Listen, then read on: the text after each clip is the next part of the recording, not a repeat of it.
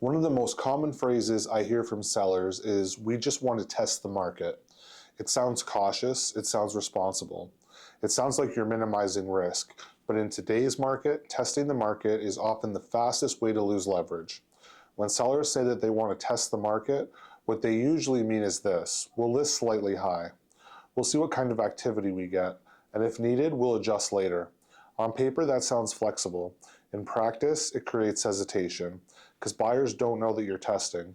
They don't know that you're flexible, and they don't know that you're open to adjusting. All they see is a price relative to alternatives, and buyers are comparing aggressively. If your home feels slightly ambitious in that comparison set, it doesn't enter the serious shortlist.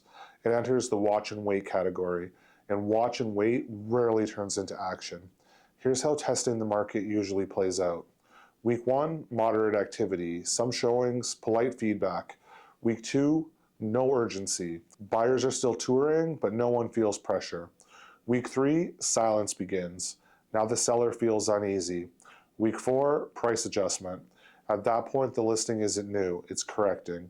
And correction feels different than opportunity. Buyers don't think, "Wow, this is exciting." They think, "What didn't work?" Now compare that to an intentional launch. Intentional pricing doesn't mean underpricing.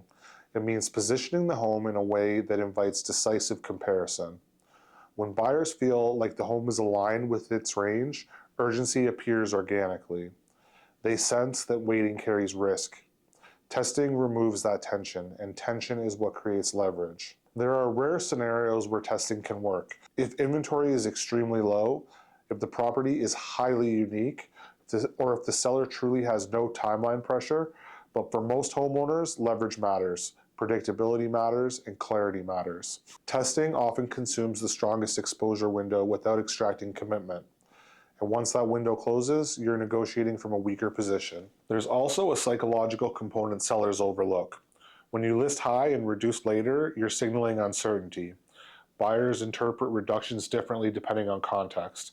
If the home launched confidently and adjusts quickly based on feedback, that feels strategic. If it drifts, then corrects after weeks of inactivity, that feels reactive. Reactive pricing erodes confidence. Confident pricing builds it. The better strategy is to test privately. Before you ever go live, ask, what would buyers compare this to? What objections would likely surface? Will the price feel aligned or ambitious? Where would we rank in the set? That analysis costs nothing publicly. But once you test publicly, the market records it, and the market rarely forgets. If you're tempted to just see what happens, pause first. Clarity before exposure almost always protects leverage. That's what the Strategic Listing Readiness Review is designed to provide. It's not a commitment to list, it's not a pressure conversation, it's understanding how buyers would likely evaluate your home before decisions become visible. Link is in the description if you're interested. In this market, outcomes aren't accidental. They're shaped by decisions made before the listing ever goes live. In the next video, I'll explain why some homes sell quietly while others slowly drift into discount territory.